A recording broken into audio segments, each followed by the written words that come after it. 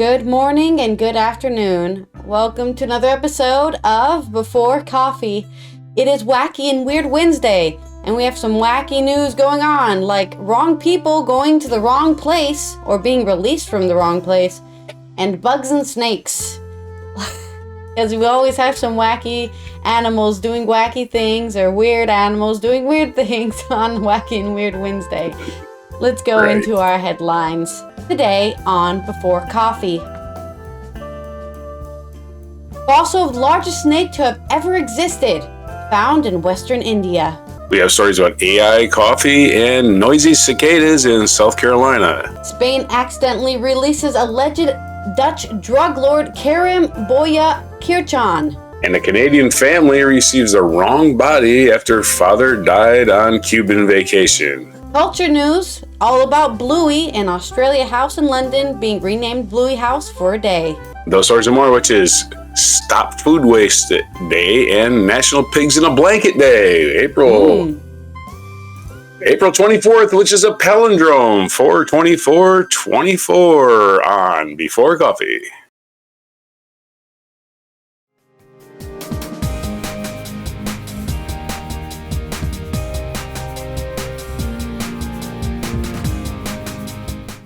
Silly people. Yeah. Crazy how I remember when it was 2020 and I was so excited for February 20th, which is my birthday, 2020, and nobody gave a shit. I was like, this is so cool, and everyone was like, there's a pandemic. I did. Let's be miserable instead. And I was like, you know what, you guys suck ass. Never mind. Well, just the start of the pandemic. It was right at the start. I've been waiting my whole life for 2020, and nobody else was. No one else, just me. Yeah, and there was other people waiting their whole lives to see the TV show 2020, just so they could hear him say it. This is 2020, which is lame. I can see 2020 all year. Ha ha ha ha. Let's talk about, anyway. I guess, I don't know if it's wacky or weird, but it is the largest snake to have ever existed, according to a scientist, so that's pretty wacky. Yikes. This is coming off of The Guardian with Reuters as well. Scientists have recovered 27 vertebrae from a snake, including a few still in the same position as they would have been when the reptile was alive. Fossil vertebrae unearthed in a mine in western India are the remains of one of the largest snakes that ever lived, a monster estimated up to 15 meters in length, longer than a T-Rex. They said the snake, which they named Vasuki indicus, would have looked like a large python and would not have been venomous. The lignite mine where the fossil was found is located in Panadro in the western state of Gujarat. Considering its large size, Vasuki was a slow-moving ambush predator that would subdue its prey through constriction like anacondas and pythons. The snake lived in a marshy swamp near the coast at a time when global temperatures were higher than today, said Debashit Datta, a postdoctoral researcher in paleontology at the Indian Institute of Technology in Roorkee, and the lead author of the study, published in the Journal of Scientific Reports on Thursday, which I think this is from last week, so I think it's from 18th of April is when I saw this story pretty early last week, so I grabbed onto it. I was like, I need that. April 18th is where you can read the Scientific Reports journal. Because of the incomplete nature of the Vasuki remains, the researchers gave an estimated length range of 11 to 15 meters and 1 ton in weight. Vasuki, named after the snake king associated with the Hindu deity Shiva, rivals in size another huge prehistoric snake called the Titan boa, whose fossils were discovered in a coal mine in northern Colombia in 2009. Titan boa, estimated at 13 meters long and more than 1 ton, lived between 58 million to 60 million years ago. That's not that long ago. Compared to the dinosaur we were talking, or the giant sea creature that we're talking about from the Triassic period yesterday, that's 60 million years ago. It's not that far off. The largest living snake today is Asia's reticulated python at 10 meters. So this moa was 13 meters, and our reticulated python is only 10 meters. So, and supposedly the Vasuki remains were 11 to 15, so way longer. The estimated body length of Vasuki is compared to that of Titan boa, although the vertebrae of Titan boa are slightly larger than those of Vasuki. However, at this point, we cannot say if Vasuki was more massive or slender compared to Titan boa, said Sunili Bajpai, a paleontologist, professor at Warki, and the study's co-author. These huge snakes lived during the Cenozoic era, which began after the dinosaur age ended 66 million years ago. The biggest Vasuki vertebra was around 11 centimeters or 4 inches wide. Vasuki appears to have had a broad cylindrical body, perhaps around 44 centimeters wide. The skull was not found. Maybe something ate it.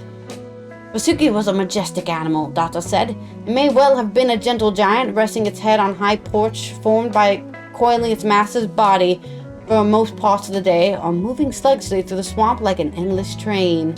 Choo-choo.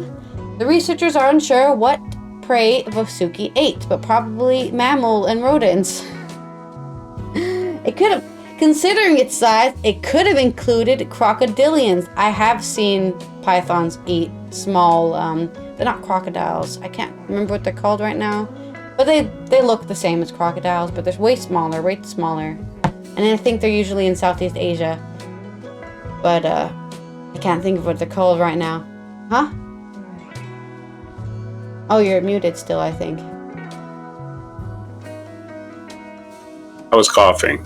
Oh. I don't know, caimans, monitors, caimans. those are big lizards. I've seen pythons eat caimans, so I can believe that this giant 15-meter snake was probably eating crocodiles, maybe especially baby crocodiles. Other fossils found in the area included crocodilians and turtles, as well as fish and 2 primitive whales, Cicadas and Androsiphius. So I guess Andrew discovered a whale, and he was like, I want to name the whale Androsiphius. Vasuki was a member of the Madsodai snake family that appeared roughly 90 million years ago, but went extinct about 12,000 years ago. These snakes spread from India through southern Eurasia and into North Africa after the Indian subcontinent collided with Eurasia about 50 million years ago, Bajpai said. I wonder if that killed a lot of creatures when that happened. I'm sure it wasn't actually a collision. I think it was more of like a slow approachment over millions of years until suddenly, hey, what happened to the river? There's land here now.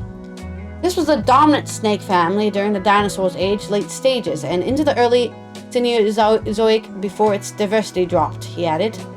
Snakes are amazing creatures that often leave us stunned because of their size, agility, and deadliness, Data said. People are scared of them as some snakes are venomous and have a fatal bite. But snakes perhaps attack people out of fear rather than an intent to attack. I believe snakes, like most animals, are peaceful creatures and an important component of our ecosystem. I agree. For my final project for high school for my film class, I did a snake documentary with a friend who was also doing his final project for his horticulture class. So we went out there and we looked for snakes in the wild, in the wild of Maryland. That should be our mic drop. You should find that video. No, it's lost media. Nobody has a DVD. I can find it. I have it somewhere. I know I do. I don't believe you. But if you can find it, good luck. I've looked through my DVDs multiple times trying to find that video back when I still lived in the US and I never found it. So I should be able to find it. It's lost media as far as I'm concerned. But snakes I should be able to find scary it. to me. I've never found snakes scary. They were just really cool, and if they're like non-venomous snakes, they just want to coil around you because they're cold and you're warm. So they love being in your hands, they love being wrapped around your arms, because you're just nice and warm space heater to them. So that's my story on old dead snakes. Now some, I guess, Not old, newly hatched cicadas in South Carolina. Okay, I guess we can do that story first. I mean, I guess it's animal let's see, related. where were we? I was looking up stories for a video. I think I actually found the video I was looking for, so I'll send it to you in a minute. All right, let's talk about cicadas. Short stories. A couple of short stories then. This is from AP News. Newberry, South Carolina. Emerging cicadas are so loud in South Carolina County that residents are calling the sheriff's office asking why they can hear sirens or a loud roar. Newberry County Sheriff's Office sent out a message on Facebook on Tuesday letting people know that the whining sound is just male cicadas singing to attract mates after more than a decade of being dormant. Some people have even flagged down deputies to ask what the noise is all about. Newberry County Sheriff Lee Foster said the noisiest cicadas were moving around the county of about 38,000 people, about 40 miles northwest of Columbia, South Carolina, prompting calls from different locations as Tuesday wore on, Foster said. Trillions of the red-eyed periodical cicadas are emerging from underground in eastern U.S. this month. The broods are emerging on 13 or 17. I can't read numbers for some reason. Mm-hmm. The broods are emerging are on 13 or 17-year cycles. Their collective songs can be as loud as jet engines, and scientists who study them often wear earmuffs to protect their hearing. After Tuesday, Foster understands why. Although to some the noise is annoying, they pose no danger to humans or pets. Unfortunately, it's the sounds of nature. So there's your short story. And we can talk about the other kind of short, quirky, weird story. Is the coffee roastery in Finland being launched in AI-generated blend. The results were surprising. This is by Jerry Tanner of AP News. AP News again. We're all AP News all of a sudden. Associated Press. Helsinki, an artisan roastery based in the Finnish capital, has introduced a coffee blend that has been developed by artificial intelligence in a trial in which it is hoped that technology can ease the workload in a sector that has traditionally prides itself on manual work. Thinking of an idea is manual labor? I don't think so. All right. It is only apt that the Helsinki-based Kaffa Roastery's AI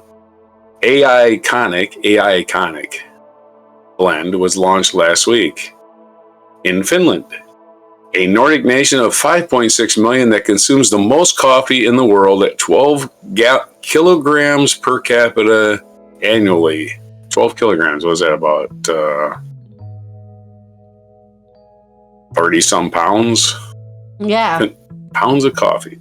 The blend, an AI-packed mixture with 4 types of beans dominated by Brazil's variety Fazenda Penhal, is the end result of a joint project by Kaffa, Finland's third biggest coffee roastery, and the local AI consultancy Eliv.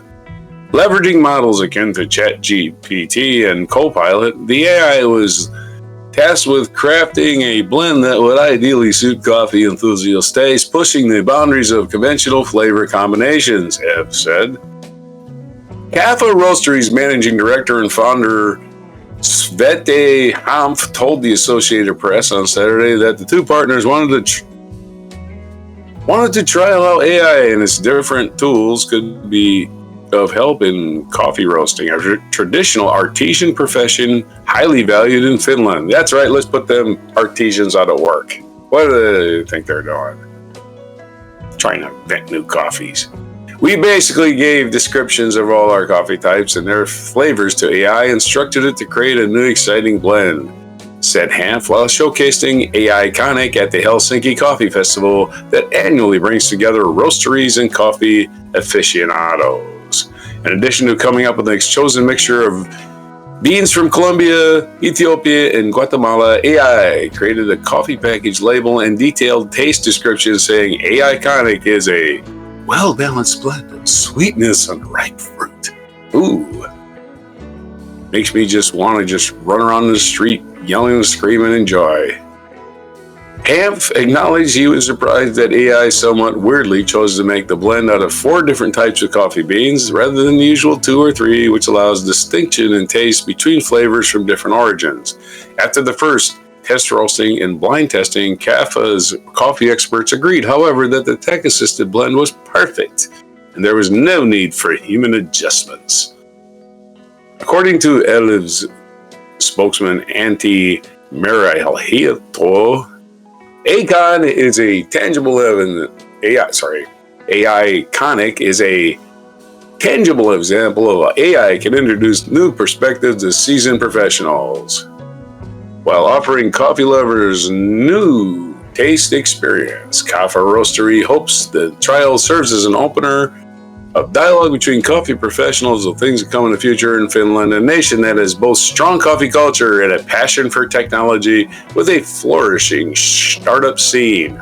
This trial was the first step in seeing how AI could help us in the future, Amp said, adding that the project brought smoothly together the artisan skills of roastery and AI-produced data. I think AI has plenty to offer us in the long run. We are particularly impressed with the coffee taste descriptions it created. There you go. Of course, they're only talking about the one they liked. There might have been 10 or 15 they didn't like. They're not want to talk about it. Like, dog poop latte. Let's try that. You know? AI. Maybe. Winning over the Finnish coffee connoisseurs and putting, I don't know, baristas out of business who come up with new blends. I don't know. Who's being put out of business? This is like a very niche topic. I drink coffee, but I drink it like it's a bean, and the bean has been turned into grind, and then I put hot water in it. I don't try to blend different beans together to make some sort of epic coffee that has never been tasted before. So yeah, I don't know if this is like a widely, I don't know if people actually care about coffee blends that much. I think coffee is notoriously bitter, and if you can make coffee taste good without adding cream and sugar to it to make it less bitter, I think that's a win. Other than that, I don't give a shit either. Yeah. Back to you. I think it's a very niche topic. I just think I think there are people out there who do care, you know? Oh, they care in Finland. Well, it's not us. It's not us. 30 pounds of coffee every year. Yeah. I mean, if you want to screw up Finland, so I don't give even them all have a decaf. problem with the bitterness of coffee. I think for me, I do like sweetness, though. I do have a bit of a sugar addiction, so. So if Putin wants to invade Finland, he just switch them all to the decaf overnight and watch them all sleep through the day. Just walk right in. As they're just like, I don't want to live. Anyway, that's my stories. All right.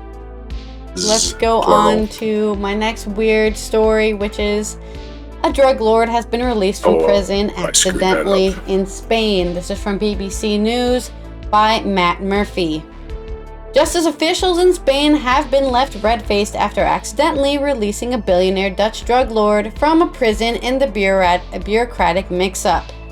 Karim Boya Hirjan, allegedly a leader of the Macro Mafia. I think that's supposed to be Morocco, but it says Macro. I don't think Morocco is a place. Macro Mafia was arrested in Marbella in January after a 5-year money laundering investigation. But he was accidentally released amid confusion over a Dutch extradition request before vanishing this month. Spanish authorities remain confident the alleged cartel chief will be found. Speaking to reporters on April 23rd, which was Tuesday, Justice Minister Felix Bolanos conceded that the escape was worrying news, but insisted that security forces will hand this person over to justice as soon as possible. The Macro Mafia refers to several of Europe's largest cocaine trafficking cartels and is believed to have smuggled billions of euros worth of drugs from South America into the EU over the past 15 years. They are said to use the huge ports in Amsterdam and Rotterdam to move cocaine around the continent while directing money laundering operations across Europe, the Middle East, and Morocco. I thought that Antwerp was the new drug smuggling port, but I guess Amsterdam and Rotterdam still gotta run for the money. Media in the Netherlands have also linked the cartels to threats made against the heir to the Dutch throne, Princess Amalia. It was revealed last week that kidnapping threats from the Netherlands' organized crime world had forced the crown princess to live in Spain for at least a year. And now there's an escaped drug lord in Spain. It's interesting that she goes to Spain. I feel like she could go anywhere else. Why did she go to Spain specifically? I guess that's the safest place. No idea. Mr. Baoya Duchan, known as Taxi, why didn't they say that before? I would have been calling him Taxi this whole time, was arrested in January alongside 5 other men after being accused of laundering money through the purchase of 172 properties in Spain worth over 50 million euros, or 42.9 million pounds. The 46-year-old was one of the most wanted criminals in Europe and had been hunted by Interpol for the last 5 years. His brother, Samir, is believed to have founded one arm of Makro Mafia, a Dutch-Moroccan outfit based around the Netherlands and Belgium, before being gunned down in 2014. Gunned down by another mafia or police? I'm just curious. I'm gonna look that up while I read this article. Taxi is alleged to have taken over control of his brother's empire after his death. His arrest this year is believed to have calmed a power struggle between competing organized crime factions, which had seen several men killed. However, local officials in Malaga, where the cartel chief was being held, insisted that he faces charges in Spain. Domestic media reports that the National Court in Madrid subsequently overruled the decision. On February 22nd, the Malaga court accepted appeal lodged by Taxi's defense team and ordered his release pending extradition if he paid a 50,000 euro bail bond. Spanish outlet El País reported that judges accepted that there was a possibility that the cartel chief could flee the country, but argued that less burdensome measures, including forcing him to surrender his passport and an obligation to report to court every 15 days, would be sufficient. It wasn't. The paper added that Taxi reported to courts regularly until April 1st, after which he disappeared. April Fools! That's their first mistake. Minister Bolanos refused to comment on the bureaucratic error on Tuesday, April 23rd, when questioned by reporters. Vincent Venman, a spokesperson at the Dutch Public Prosecutor's Office in The Hague, said it was unknown why Taxi had been released from prison. But he insisted that cooperation with the Spanish justice system was generally good, and adding that dozens of suspects are handed over every year. So hopefully he's caught, and the heir to the throne Amalia is kept safe. I'm sure she's probably getting death threats every day because she's a royal family member, and also the heir to the throne of a kingdom that is not really run by its royal family. He does do stuff, but they mostly keep their hands in their pockets and they don't really meddle in actual government affairs that much at all. They just do the signing of things and maybe have opinions. I'm trying to find news about the death of this Samir, and if he got gunned down in like a police fight, or like Samir Scarface, that's what he called himself. What the hell? I mean, I guess they were selling cocaine, so, but I don't know if it says how he died. Okay, so it looks like there's no trace of him, and then he was exhumed in the garden of a villa in Zandvoort, just randomly. Oh no, somebody was killed. Okay, so he killed somebody and then their body was found in a garden. It doesn't explain how he died. What the... They're just like, he got gunned down. I guess he just... There is a movie about this, actually, the Morco Mafia. There's a season, I think probably a Dutch show about this that's currently happening right now. A real thing that's happening right now. So, I had no idea there was a mafia, but I guess there's mafias everywhere, honestly. Gangs and mafias are everywhere. But yeah, mafia is of course, I don't know about them. Mafia is always kind of a slur for ethnic Italians, so that's why it stopped being used. Yeah, maybe, I don't know. They will use the word organized crime. Organized crime. Mafia is a specific organization. What is it? La Cosa Nostra? That was the mafia. Is it my story now, or the Dutch mafia? I guess. Are you working out? Okay. Well, here's more weird news. A Canadian. This is not a long story, so maybe I'll add another one to the end, but we'll see. A Canadian family receives the wrong body after father died on Cuban vacation. Another AP story. No reporter's name at the beginning or the end.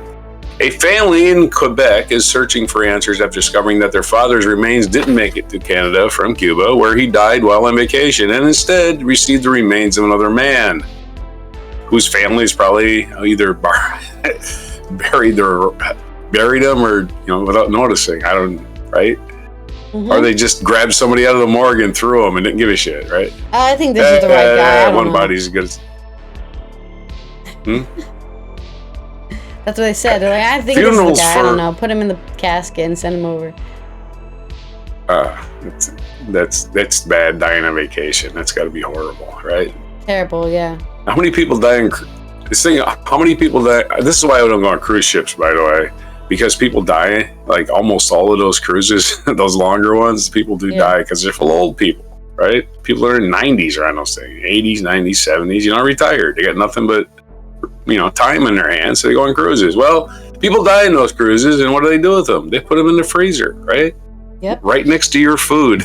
Right next to the food you're eating on the cruise. Something to think about. Anyway. That's why I don't go on cruises. I call cruises, I call them floating prisons with botulism. That's what I call them. Anyway. Funerals for Faraj Allah Jarjor were scheduled for Sunday and Monday. Instead, his daughter Miriam Jarjor has been desperately calling and emailing as many officials as she can, trying to find his body. Up until now, we have no answers. Jarjor said, "Where is my father?" Jarjor said she was swimming with her 8-year-old father in an ocean near Valero, Cuba during a family vacation on March 22nd when he suddenly died had a heart attack and died. Because there was no medical facilities, his body was covered and left in the beach chair in the hot sun for more than 8 hours until a car arrived to take it to Havana, Jarjor said. After that, it's not clear what happened. Jarjor said she followed the directions given to her by the Canadian consulate and paid $10,000 Canadian, which is roughly $1.25 US. No, just kidding. It's $7,300. They had the body returned home to the family. However, the casket that arrived last week contained the body of a Russian man. Okay, so they knew who it was. Who was at least 20 years younger than Jarjor's father. Unlike her father, the body also had a full head of hair and tattoos. So the Russian guy's family is up in arms too. Jarjor said the family's body had been sent to his country, but she and her family don't know where her father is. When Jarjor contacted Canadia's consulate authorities in Cuba, they blamed the company in the island that coordinates the return of the remains. Since then, she says she's been emailing other government officials, including her member of parliament, who has agreed to reach out to Foreign Affairs Minister Melanie Joy. "I'm honestly destroyed," said Jarjor. "Up until now, we have no answers. We're waiting. I don't know what to tell you." Jarjor described her father as an active man who didn't smoke or drink. The Syrian-born family man was always smiling, she said. "The ordeal has left her mother exhausted," said Jarjor. She and her brother are struggling through their own grief while trying to get answers from authorities who all seem to deny responsibility. So far, the family has spent $25,000 Canadian, including $15,000 for funeral services that have been put on hold. Global Affairs Canada said in an email that consular officials are working with Cuban authorities, and the family to resolve the issue. But Jar Jar doesn't feel she is getting the answers she needs and is hoping Jolly will personally intervene to pressure Cuban authorities. What I want is someone to help me find my father. So I can see a scenario where you got a couple of people in the room and they got about 4 caskets and they forgot where to put the labels. The shipping labels. Oh shit, which one was the dead guy from Russia? Which one was the dead guy from Canada? Which one was the dead guy from, Australia? And he's just mixing them up. They probably didn't even open the caskets to look. They just saw boxes and most people put don't care. labels on random boxes. They want a ceremony. Yeah. But it's a weird kind of closure they're looking for, and they spent a lot of money. I think that's what it's all about. It's like, we spent a lot of damn money on this shit, right? And we want something besides fakeness. But there's your story on, I guess, shipping incompetence in Cuba. Yeah, somebody's getting fired indeed. Somebody's getting fired. I don't know who. Maybe not. It's Cuba, so who knows? Maybe that's the way they just do things Cuba. there. News in. Speaking of banana republics, anyway, back to you. All right, for our culture segment, we're going to talk about Bluey. If anybody here does not know what Bluey is, it's a kids' television show made in Australia with a small blue dog called Bluey. And they have Australian accents, and it's a kids' show. It's a very kid-friendly show. This is from AP News by Cheyenne Mumphrey. Not a toddler, not a parent, but still love Bluey? You're not alone. A small blue dog with an Australian accent has captured the hearts of people across the world. She is the title character of Bluey, a kids program consisting of 7-minute episodes that have enraptured children and adults alike. This week's release of its longest episode yet, at a whopping 28 minutes, prompted an outpouring of appreciation for the show, even from those who are neither toddler nor parent. Bluey follows an Australian blue healer who, alongside with her sister, a red healer named Bingo, navigates the days between home and school. It's a favorite among children for its playful humor, but it also appeals to adults reminiscing about childhood.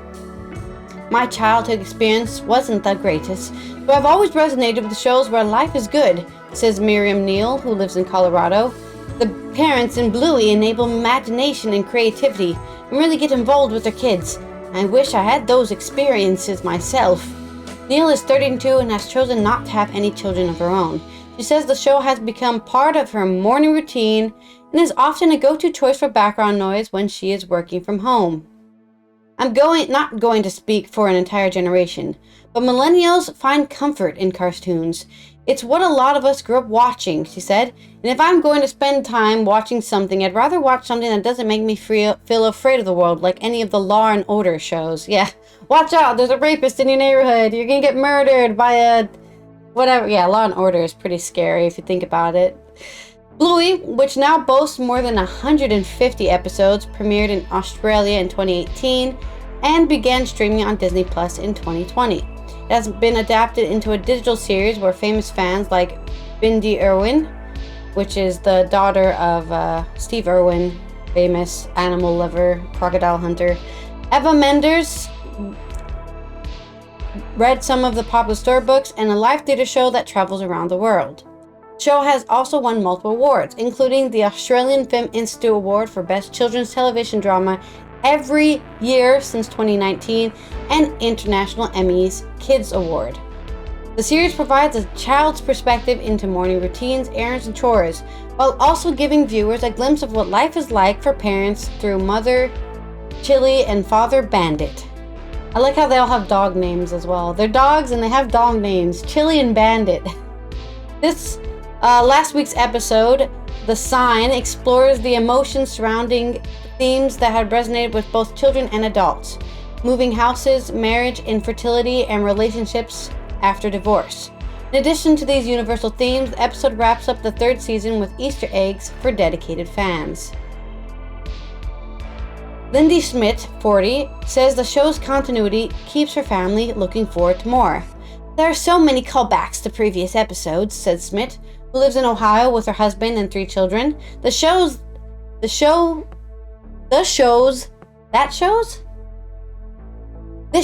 that we watch, okay, I see what they're trying to say. The shows that we watch with our kids regularly don't reflect our lives like the show does. These anthropomorphic dogs feel just like us.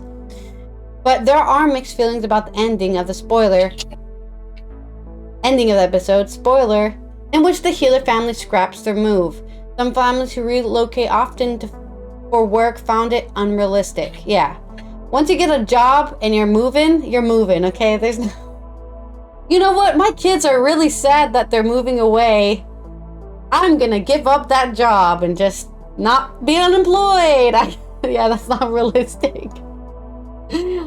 I think it would have been way better if they don't move away at the end. I think it would have been way better to have them move away so that they learn to deal with the emotions of moving away from everyone you've ever known for your whole life and going to somewhere new.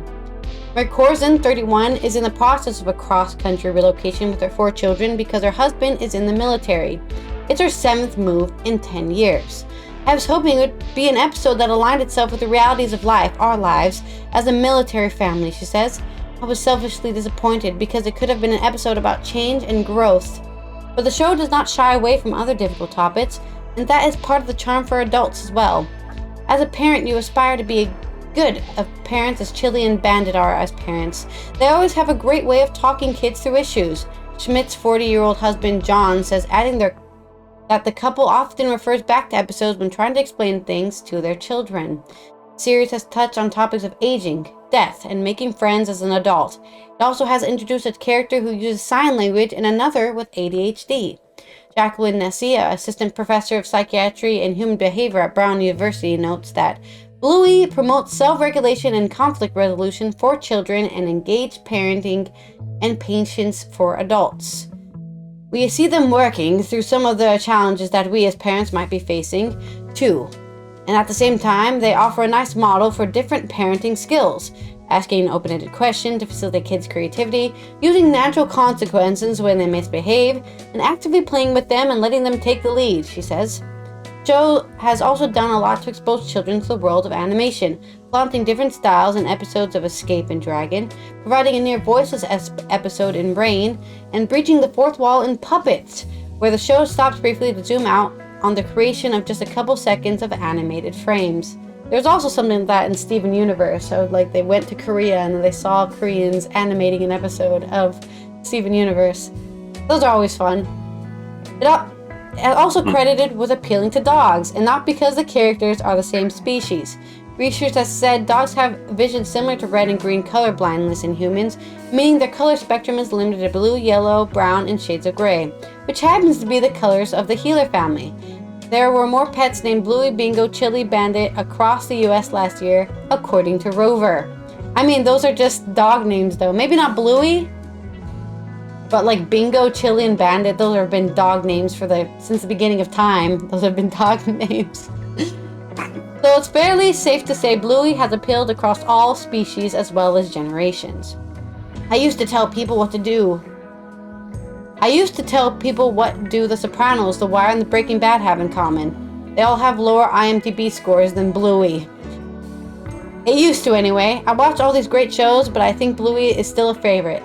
Maybe because I have kids, but I put it right up there with all of them, Joe Smith says, admitting that he and his wife have watched the episodes without their children. Smith says the episodes tied a nice bow to the end of the season and would be a perfect series finale otherwise. I get emotional about the potential of Bluey no longer having new episodes, says Schmidt, but we'll see. Just keep rewatching them, just like the kids. I don't know if you remember being a child and just always rewatching the reruns over and over again. It's like, oh yeah, this episode. Oh yeah, this episode. Just over and over again, like they play the same 5 episodes and you just get used to it at some point. And then for just a short update on Bluey, because of its globally becoming the best, its extended episode was the best episode ever watched in Australia. And in a kind of celebratory thing for Bluey, on Sunday, which was April 21st, Australia House, which is home to the Australia High Commission, hosted a celebratory event by BBC Studios in which the embassy was adorned with Bluey flags, renamed the Bluey House, and they played a Bluey marching band performance of the show's title music. They had a whole big party for the show, and they're really happy with phenomenal success in the UK and globally, and a testament to the ingenuity and artistry of Australia's creative industries, according to Stephen Smith, the Australian High Commissioner. And yeah, so it's a Australian pride for Bluey taking the world by storm. So good on them. And I guess ABC, BBC Studio, and Disney for making it all possible in this day in history, I guess. Okay. All right, this day in history. French in 1792. French Army officer Claude Joseph Roget de Lisle composed La Marseillaise, the French national anthem, if you know how to pronounce that. There you go. That's happening this day in 1792. 1800, the Library of Congress was officially founded as U.S. President John Adams approved the $5,000 appropriated to acquire such books as may be necessary for the use of Congress. It eventually became the largest library in the world. In 1877, on April 24th, war broke out between Russia and the Ottoman Empire at the conclusion of the Serbo-Turkish War, resulting in the independence of Serbia and Montenegro. In 1898, Spain declared war on the United States. In 1904, painter William de Koning, one of the leading exponents of abstract expressionism, was born in Rotterdam, Netherlands. 1905, American novelist, poet, and critic Robert Penn Warren, who is best known for his treatment of moral dilemmas in the South beset by the erosion of its traditional rural values, was born. 1916, members of the Irish Volunteers and Irish Citizenry Army seized strategic points in Dublin during the Easter Rising, which heralded the end of British power in Ireland. In 1949, communist forces occupied the Chinese capital Nanking after crossing the Yangtze River and virtually unopposed by adherents to the nationalist government under President Chiang Kai-shek. The beginning of the communist takeover of China. 1967, Soviet cosmonaut Vladimir Komarov became the first man to die during a space mission when his spacecraft became entangled in its parachute during an attempted landing. So, not good ending for him. But that's a dangerous job. Don't forget that part. 1980, U.S. forces launched a mission to rescue the American hostages in Iran, but the attempt failed and 8 U.S. service members were killed. They were killed during refueling. 2003, officials of North Carolina, or North Carolina, as it's confused with sometimes, North Carolina, same place. Officials of North Korea informed U.S. diplomats that it had nuclear weapons and was making bomb-grade plutonium. 2004, American businessman Estee Lauder, who co-founded,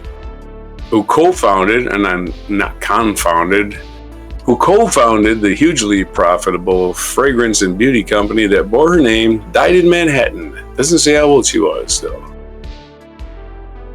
But if your name is Estee Lauder, you're probably quite old, died of a ripe old age, I would think. Our featured events. Installation of Pope Benedict XVI. On this day, 2005, Pope Benedict XVI, Joseph Ratzinger, successor to Pope John Paul II, formally assumed his position as the new leader of the Roman Catholic Church during a Mass in St. Peter's Square in Vatican City.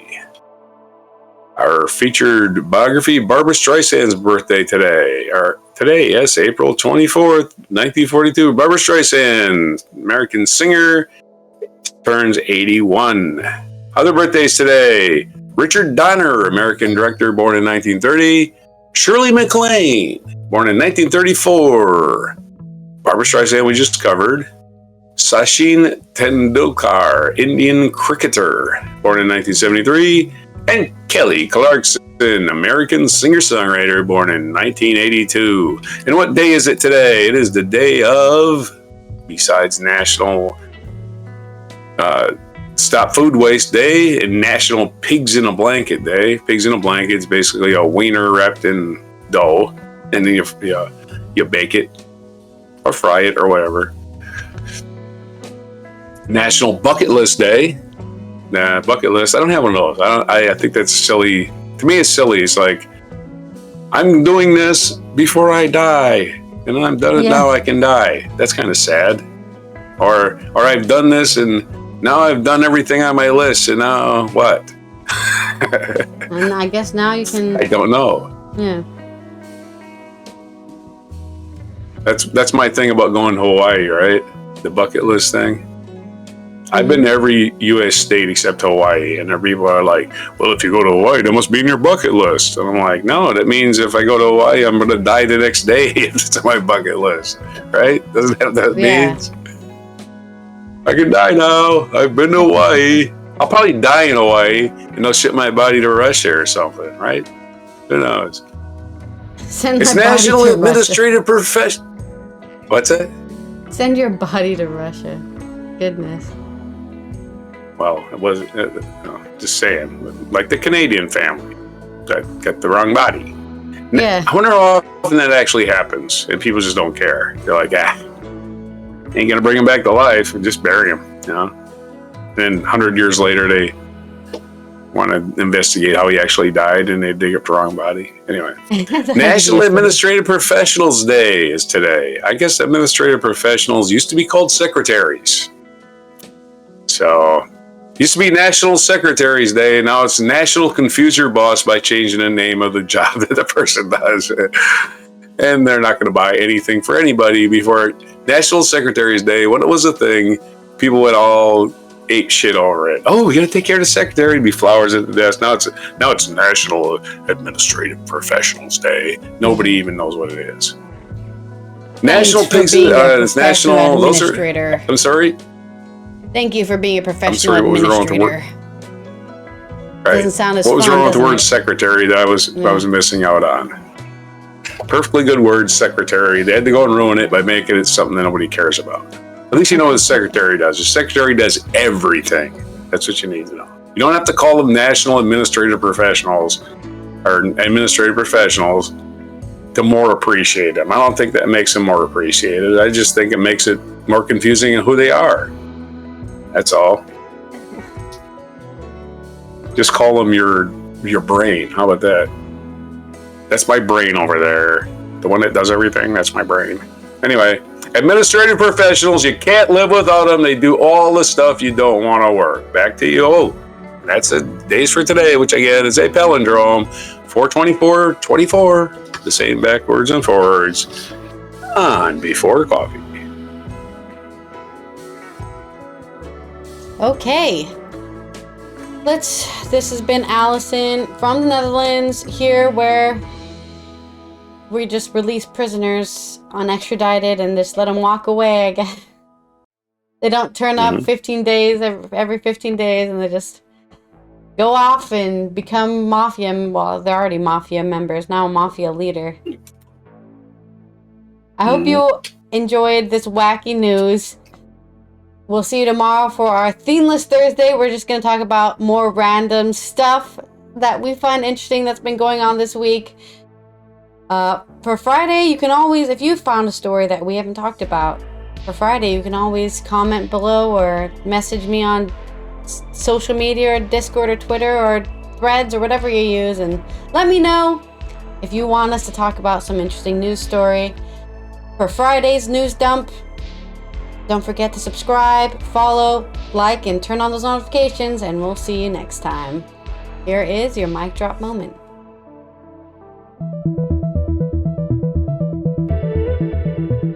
I served with some real scumbags.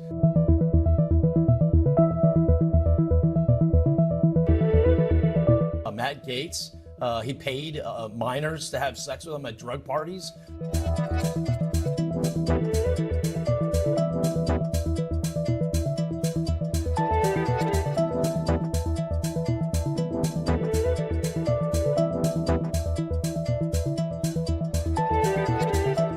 I'll give you the truth why I'm not speaker. It's because one person, a member of Congress, wanted me to stop an ethics complaint because he slept with a 17-year-old.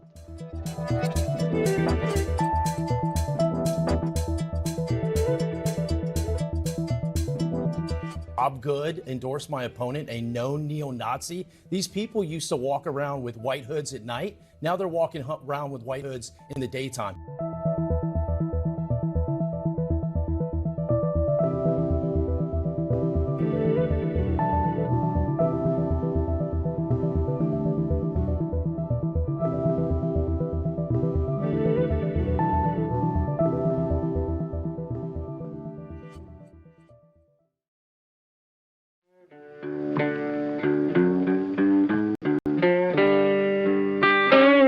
Be sure to hit the like, subscribe, and notify buttons, and follow our other channels, Toxic Alley, History of Gravy, and Scratchy Old Records.